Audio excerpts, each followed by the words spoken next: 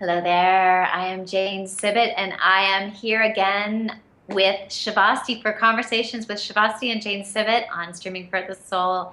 And we are so happy that you're joining us again. Hello, Shavasti from Bangkok. Hi, hello. Good evening, good morning, good day. I guess there are people in all sorts of time zones listening to this, so Yes, it's a right. good everything to everyone. It is a good everything. It's a good time for us to be meeting again and having yet another conversation. I just have to say this, the very last one that we had again has completely blown me away.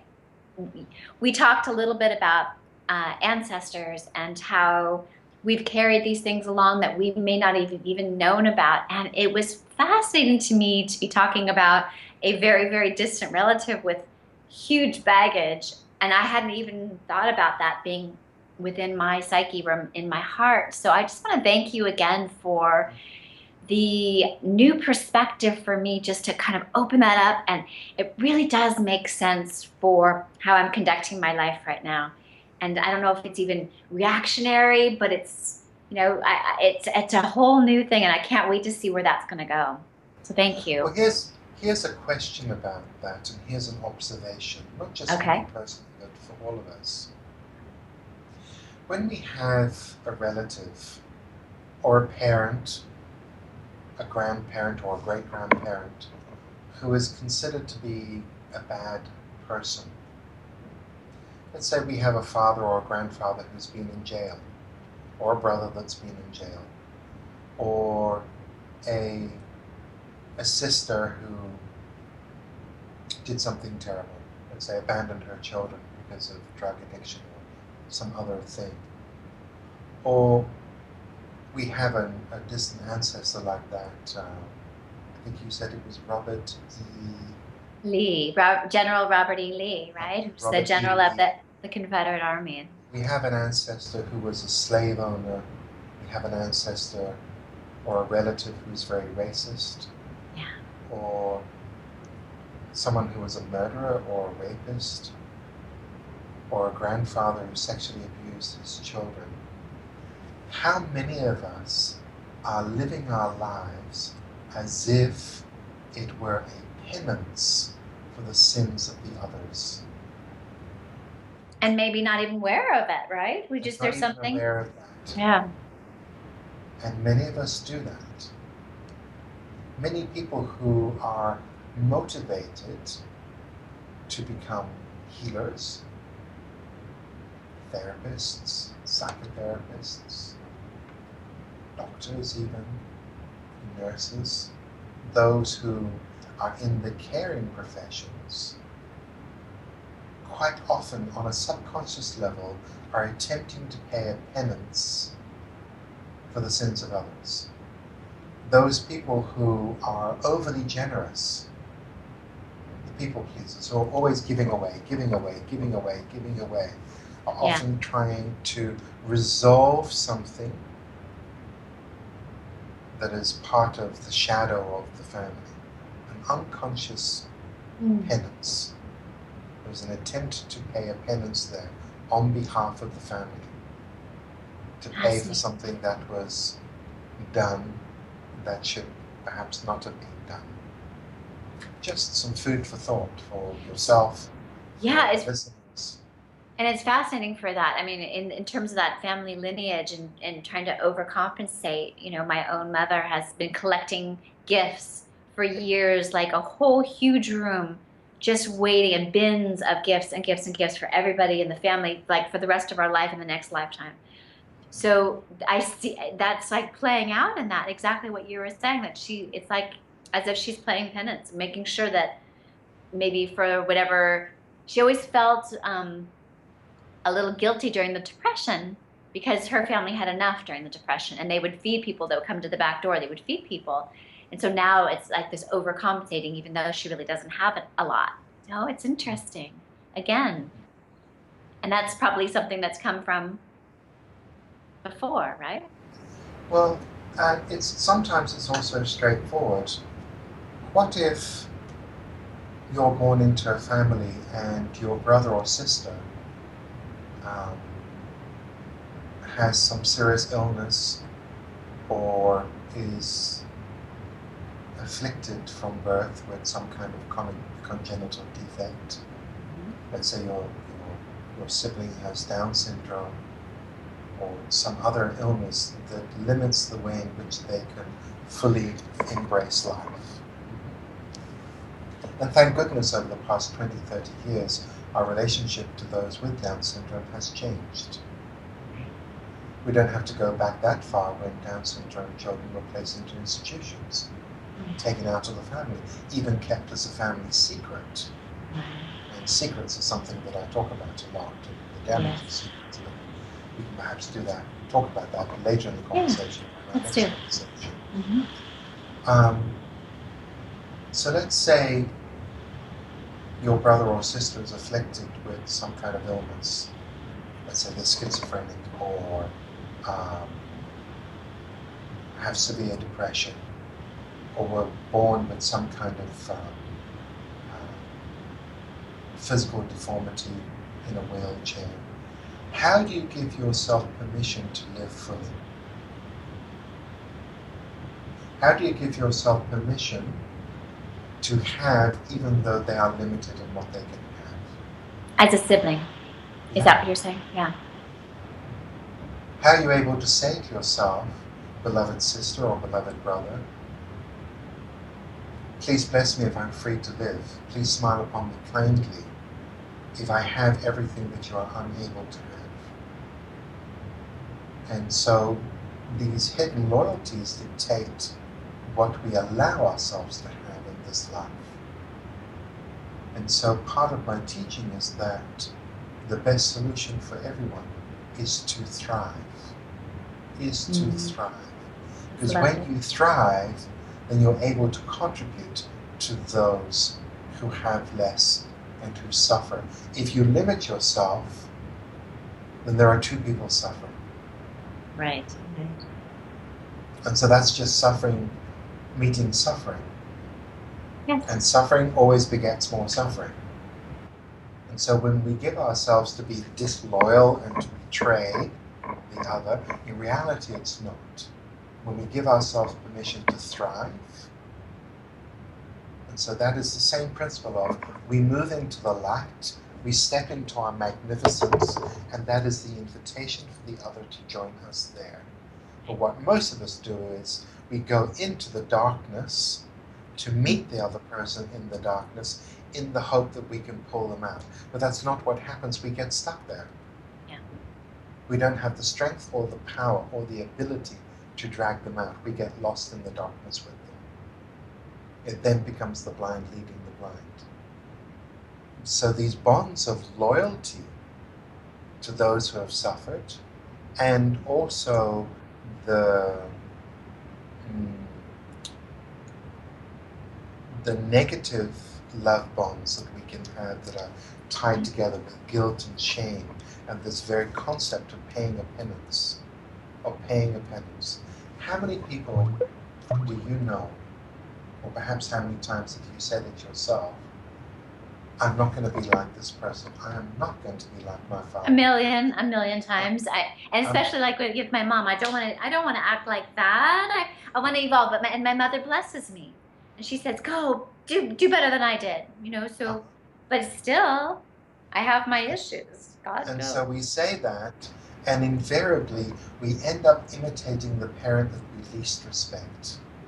I respect her. I just don't want to be like that. Right? Does that make sense? Did I just kind of say it to myself? I respect her. I just don't want to be depressed and angry about my life like that. I try to take the best of my parents, and then and go on with that, right? Because I do bless. Yes. So in general, we imitate the parent that we least respect. In general, we imitate the parent.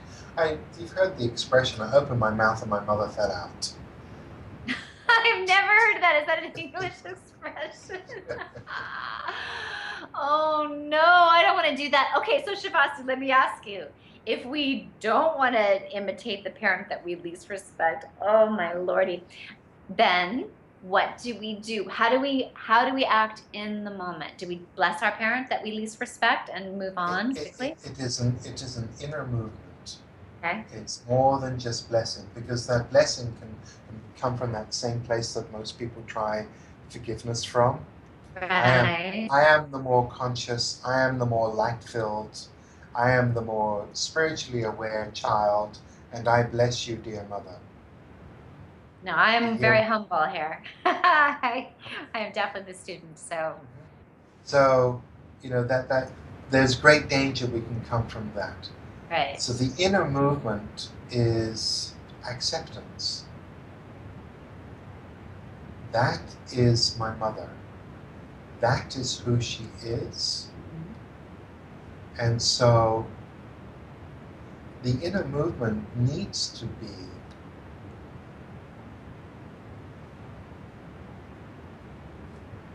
I receive what you could do for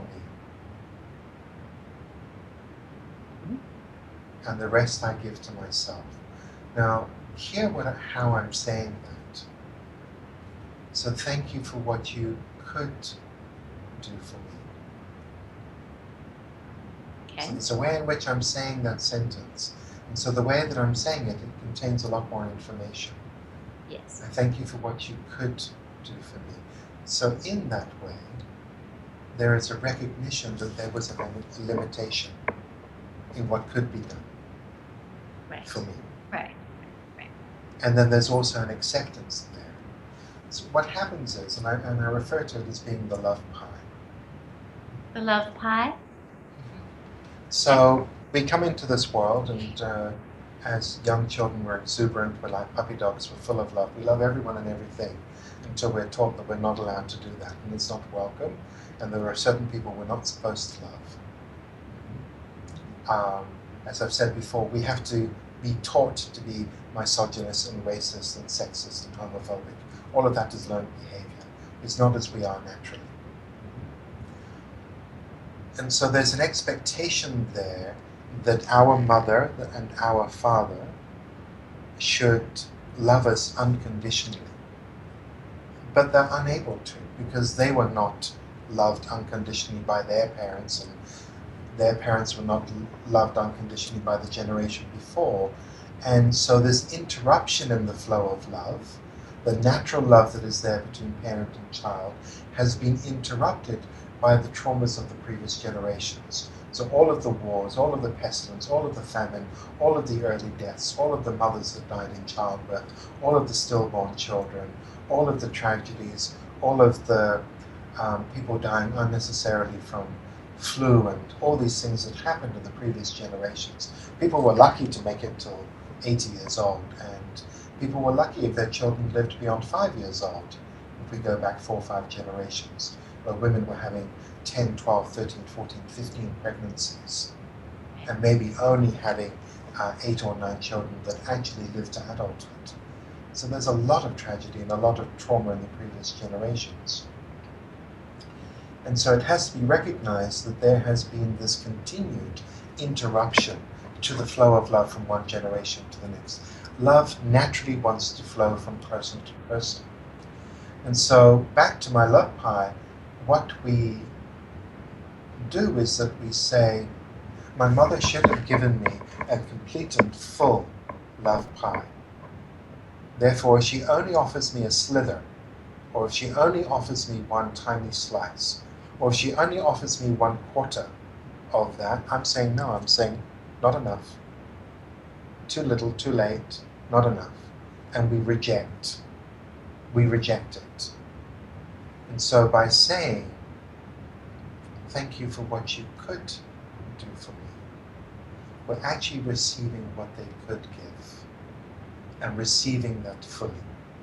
And not from this place of superiority, but a place of recognizing that despite all the other stuff, there was something there. And it is an acceptance of, well, the truth, that is your mother. There is no other. She is the one and only mother for you. Or that is the one and only father for you. And so it can be rather complex. There's a complex relationship between the children and the mother when the father is an alcoholic. Yes. As was mine, So, yes. Because most people walk into my room to see me, and that room can be on Skype, so a virtual room, and they invariably walk in with this idea of they've got one bad parent and one good parent. And in the story of alcoholism, it's the alcoholic who's the bad parent. So daddy's the bad parent and mummy's the good parent. And then I asked them some questions. So, what was it that your mother was doing with regards to your father's alcoholism? How did she protect you from that? That's when a whole new vista opens to look at the complete story. The complete story. And so our main point of resistance, where most people get stuck, and that's why they get stuck in this idea of, I have now forgiven my parents. I can always hear it when that is not the reality. Right. Because the forgiving of the parents comes from this place of, I understand myself, I have more consciousness, I am now the child who is wiser, more intelligent, who understands more, who sees more, who's more spiritually aware, and I have forgiven them, for they are such unconscious and lowly beings. Where is the acceptance in all of that? Right. None. And so my invitation is literally to move into a place of accepting and receiving your parents fully, and to say, that's what I got. That's who they are. Right. And when we're able to say, beloved Father, thank you for what you could do for me, there is great freedom in that. Yes, yes. There's acknowledgement of what is, that he is in fact your father and there is no other. There's acknowledgement that something was done. There was bread put on the table. There was a roof over your head. That something was done to sustain you. A body was made. A body was made. Right. And there's also recognition that there was a limitation to all of that. And so when we recognize that and submit to it and accept it, there is great liberation in that. Most of us are tied up in a prison because we are in resistance to what is. We say it was wrong. It should never have happened. It is so unfair. Well, you're right. It was unfair. But that doesn't change it. It is what it is. Yes. Mm-hmm. It is what it is. And yet I have found myself, and I've heard it with other people, spending a long time, even in therapy, resisting what is. Screaming from the rooftops, it was so unfair. But it is what it is, and there's nothing we can do to change about it. Right. To change it. It's just like our relationship to our wound. You know, people come in and they just say, I have this wound, you know? And this wound is around my mother belittling me, or my father abandoning me, or my parents giving me up, sending me off to a foster home, or something, or my father being violent, or my mother constantly criticizing me, whatever the wound is. So they come in with this wound and they say, I want to get rid of it. And I say to them, well, that's probably not possible. They look horrified because they want to get rid of it. I said, well, it's really about changing your relationship to the wound. It's about bringing it from a place where it's an unconscious burden, and then it transforms from being an unconscious burden where we don't even know that it's affecting our lives. You know, all of our wounding, and we have our defenses around our wounding, sure. It affects our interactions with other people.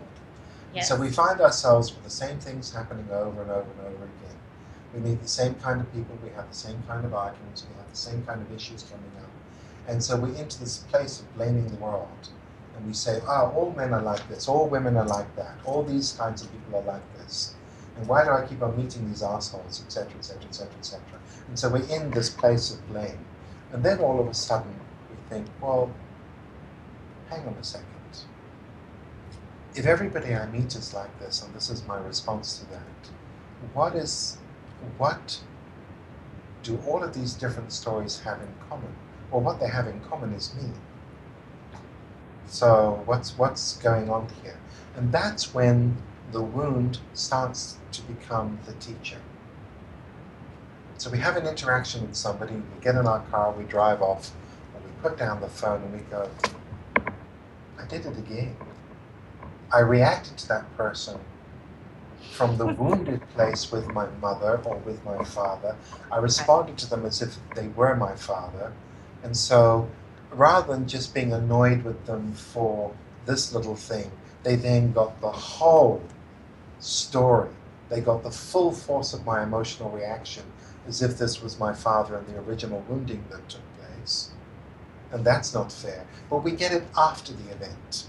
It could be a day after, or a minute after, or a week after, or a year after. We get that insight and realize there it was. There was the drama playing out all over again. And it really is about my reaction to something. So then the wound becomes our companion.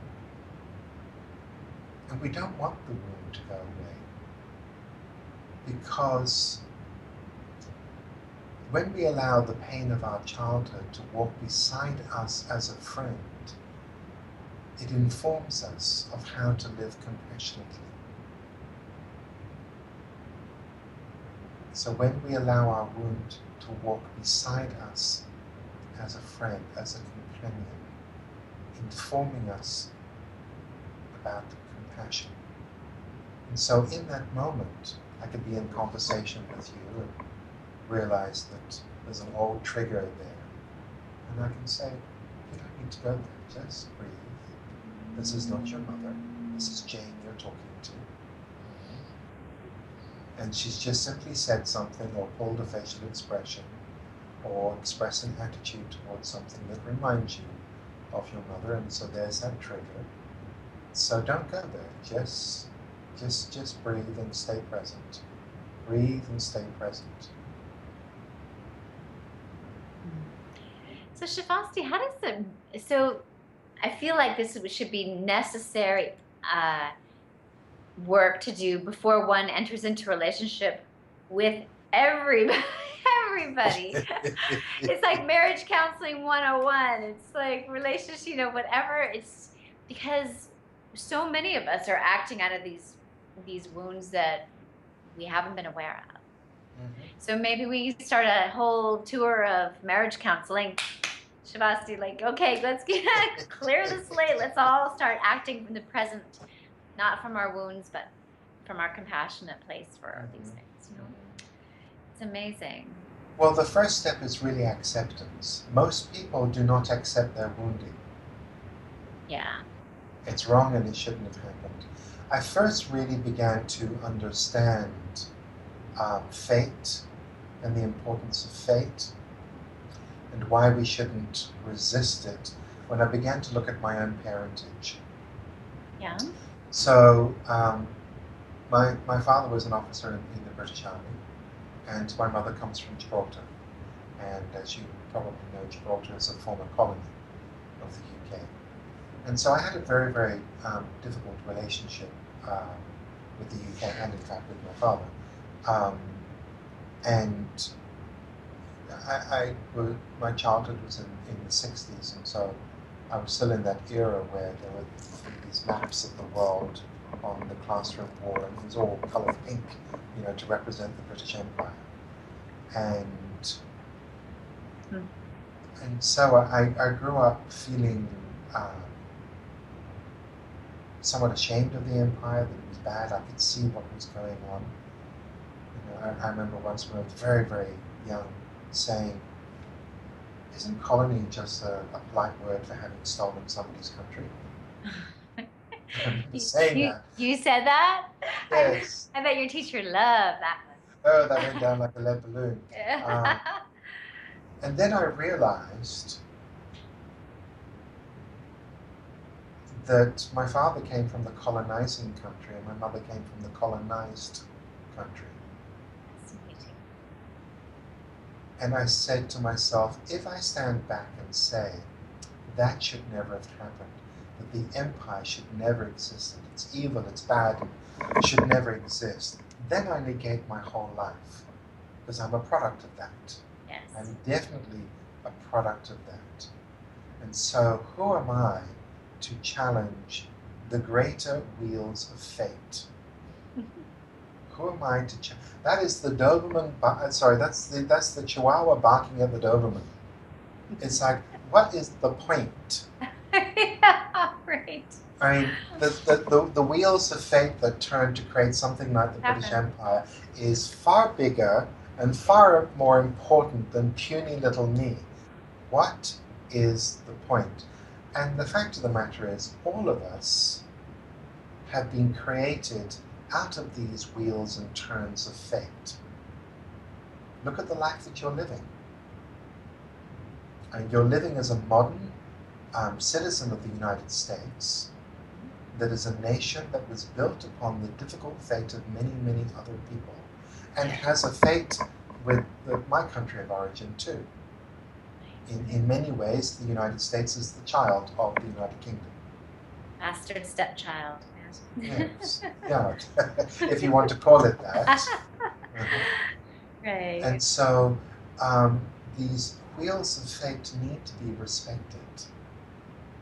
And so when we devote a lot of our time to resisting what was, then we can never heal the wound. And we can never heal the wound. And so this is part of what I was talking about in the earlier segment that we did about robbing the perpetrator the right to belong to humanity. The right to belong to humanity. And that doesn't serve us. It simply continues the cycle of victims and perpetrators. So Shavasti, with that, going back to the perpetrator, because that is, I know you said that's a real hot button topic, and I agree. And I've had people that have looked on your site and see, wait, I can't forgive a perpetrator for their heinous crimes. So what happens though when we all start to forgive our perpetrators? Are we raising the level of consciousness somehow to allow them to be who they are so they can, or are we just taking care of ourselves in that moment? And primarily we're taking care of ourselves in that moment, and then the knock-on effect is what you mentioned in the beginning. Right. It gives permission for those also to see. Now those who say that they can't forgive their perpetrators, well, that is sad and unfortunate. It really depends on what they believe that forgiveness is. Forgiveness isn't about letting the other person off the hook. This is the thing I try to repeat and repeat and repeat and repeat. Right. Somehow some people can't hear it. Right. They can't hear it. Yeah. Forgiving the because they get stuck. Has got nothing to do with absolving the other person of their responsibility. So the perpetrator is still responsible for their actions and still have to carry the consequences of their actions. Forgiveness is about releasing ourselves. And once we release ourselves, then the other is released, and who knows what they're going to do with that releasing. So can I go to a specific story that is happening, unfolding right now in my life with a friend, and I know that she won't mind me sharing this part because we're working on this. And so in a recent event where she was attacked and raped, it came out in our chats that she'd also been hurt as a child, a couple of times as a child. So there's a foggy new person, and then there's some very clear destructive for a child and her trust of the world at a very, very young age, but enough to remember. separate instances. So then she goes to the point of working to forgive the perpetrator now and the other ones. Yes, all of the whole thing, right? And releasing them from her. Is that how like if you were to step her through this Okay. situation? Because so many Well, people who have had there, abuse have at there, childhood, there, right? there are a few other steps here, and this is where the word forgiveness is getting in the way. Yeah. Okay. Okay. It's getting in the way of this whole topic, and I'll tell you why. Because forgiveness is associated with having to do something, and it's about doing something about the relationship between myself and the other, and perhaps even doing something for the other. It really has nothing to do with that. Okay. And for your friend, my invitation would be to let's meet the shame. Yeah. And let's meet whatever self-hatred is there first. Okay. We need first, before we even think about let's go and forgive, we have to meet what is there. Okay. And so when individuals say, I can't possibly forgive them, what is this guy talking about? What's he wanting to do? He wants to let them off the hook? Why should I forgive them? This is an evil, bad person. That is the voice of self-hatred that is being spewed out onto the other person. Yeah, and there are many people who support that. Right. You can find many people who will support you in saying, this is an evil, bad person that needs to be punished. And it doesn't seem to matter how many different ways that I say it. There are some individuals that are only hearing me say that we're going to let this person off the hook. But and I know that's not. You know that that's not true, but I'm seeing like my video, forgiving the unforgivable. You should see some of the emails that I've received about that. You know. Yeah. And because when someone has not faced their own shame and their own self-hatred, do you know how much guilt I had around my own robbery? How much self-blame I had around that? That's my fault. It's completely my fault. I didn't have my alarm on. I was so stupid not to have my dogs in the house. Why did I have all of my dogs in the front garden and not two in the back and two in the front as they are normally? Why didn't I have one of them in the living room with me as I normally did, watching TV? Why was the back door not so securely locked? Why weren't the iron bars closed? Why was the garden alarm not on? Why was my television so loud? It's my fault. I could have prevented this from happening. That's the first place I went to, was self-blame, which is what most victims do. Yeah. And so with the self-blame also comes self-hatred. Yes. Yes. You know, I had an experience of sexual abuse as a child, or more than one. And part of this journey of forgiveness is facing the self-hatred that comes from feeling defiled, unclean. And so that also translated into, who would want this? Yeah. Who would want this? This is so dirty and unclean that nobody would want this. And this is the birthplace of self-hatred and self-loathing.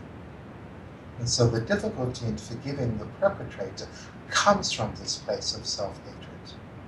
And so when I hear someone saying, I can't possibly forgive them, it always indicates to me that they haven't yet addressed their self-blame, their self-loathing, their self-hatred, and their shame and guilt around everything that happened. Yeah. And of course they can react strongly to say, what do you mean guilt? I was only 4 years old when it happened. I know that that wasn't my fault. But I already know from that energy that something has stuck. And that's what I like to address. That's what needs to be addressed in a very tender way, in a place that's very, very safe.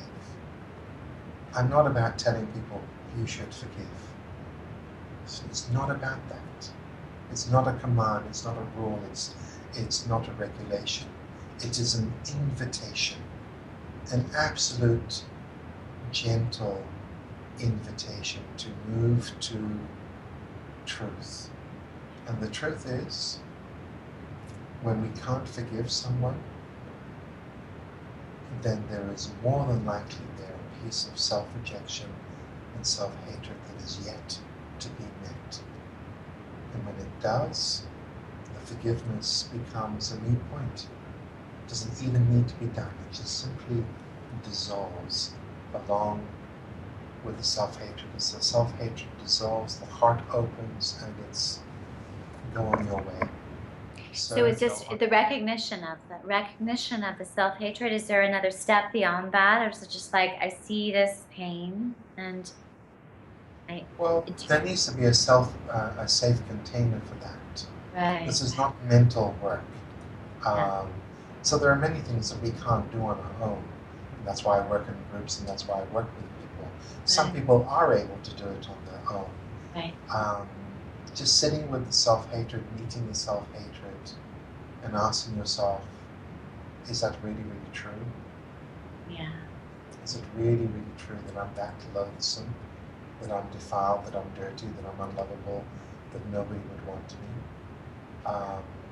So it's asking those deeper questions of ourselves. And so if you can find someone who can provide you with that that safe container in order to have that exploration, that is really the first step. And so when forgiveness becomes a dogma, that then becomes another object, another goal that we're running after. But there are a few steps between that, and that's asking about, well, how do I feel about me? There was a part of me that had what could be called white guilt syndrome. There I was as a relatively wealthy white person with a nice home and a nice car, and these 3 impoverished black men came in. So what about that as an element to all of that? Right. And I had to look at that. What part of me felt that there should be no sympathy for me? After all, I have a better life, a much, much better life than them. That was an element in that whole process, to work with that. My own feelings of guilt of being a wealthy white person in South Africa.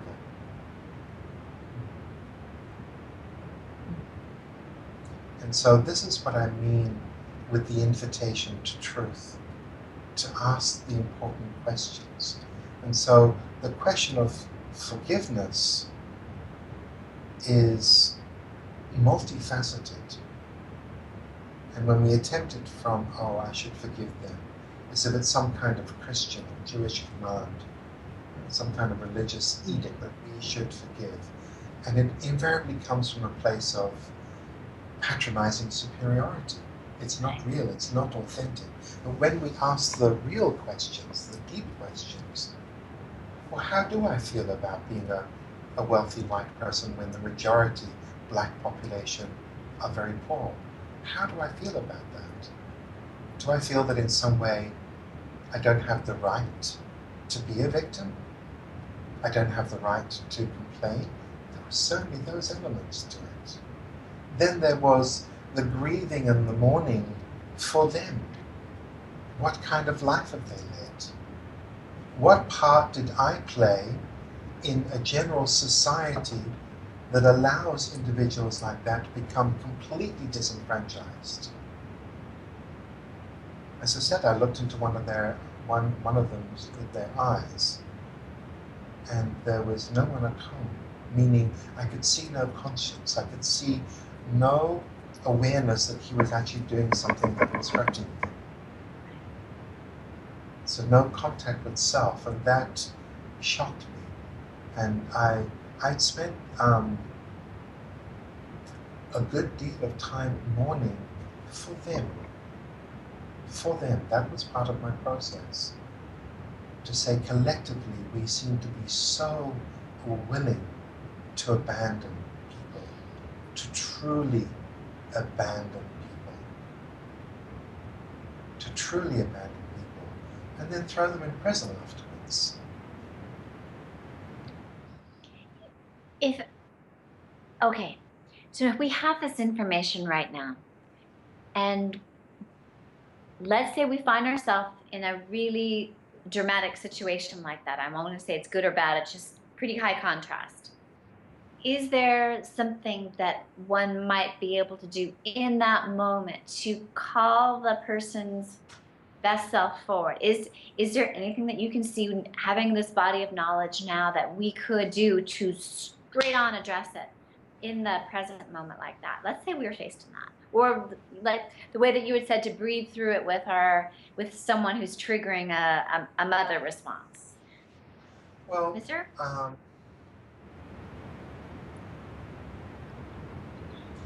first of all, we have to recognize um, that our body will go into fight or flight. Yes. And True. that biology can be overriding True. to everything. So there's no guarantee. Yes. I would say in the moment you're probably going to be motivated to do what you need to do to survive, which even means killing the other person, if that means your survival. So that's going to, so the biological impulse is going to be very, very strong. So irrespective of what advice I might give you for the moment, that may or may not work. And invariably, our biology will take over. It will say, danger, do something about this. Yeah, right, you know? Right. Yes, So that needs to be recognized as well. Yeah. There was another situation that I was in where a knife was held up against me, and I simply let out my breath and I surrendered. So the resistance energy was no longer there. So there was nothing for him to push against. So he walked away. I'm not going to say that's going to work for everybody, but that worked in that instant. I just said, well, here I am up against the wall with a knife to my throat.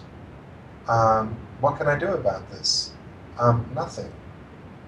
So just relax. Go quietly. Walked away. Wow. Because a lot of these perpetrators, rapists, for example, it's about power, having power over.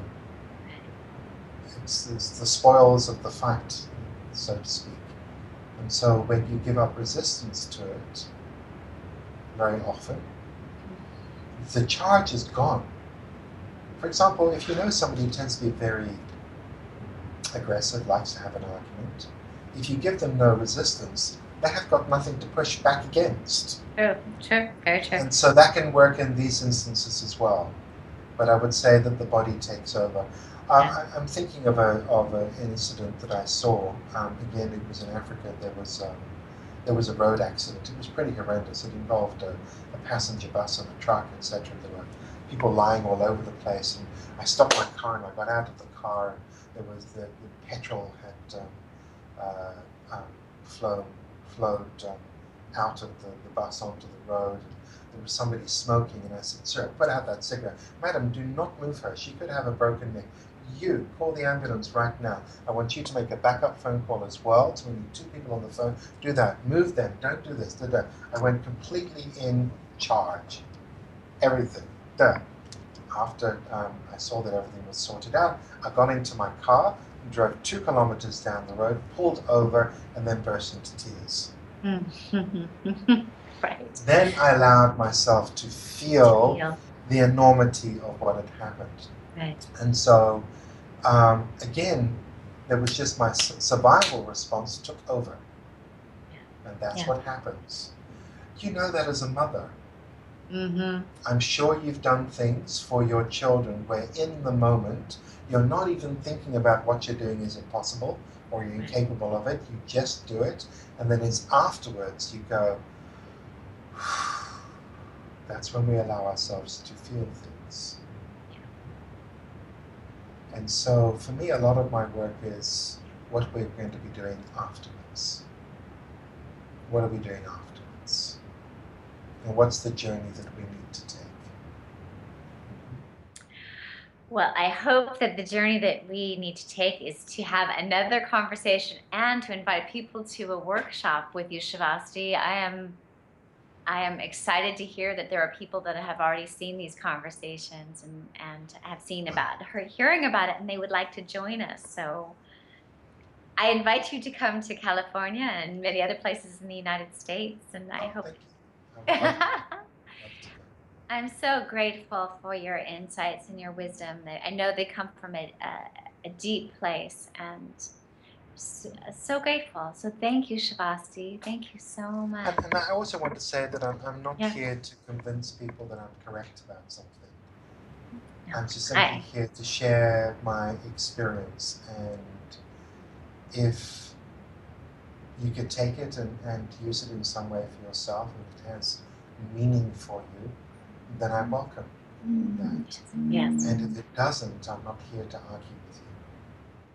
I love how you frame it in the invitation to, and the awakening heart also, because it's always unfolding, and we will meet this information at the level that we're ready to receive it, and then unfold to it, and hopefully allow the best of it. Yes? And all of the things that we've been speaking about, I've spoken about in my book, embracing the power of truth. I think you said on your website, soon to be released. It was released actually a couple of months ago. Soon to be released to my world, I guess. Oh, to your world, yes. Yes. Embracing the power of truth, and then So we've it's got out. the audio book that we're going to be doing together, Teachings from an Awakened Heart. Right. Just having the new cover designed for that at the moment. Fantastic. I chose a girly pink for you and I. I like it. It goes with the pink shirt.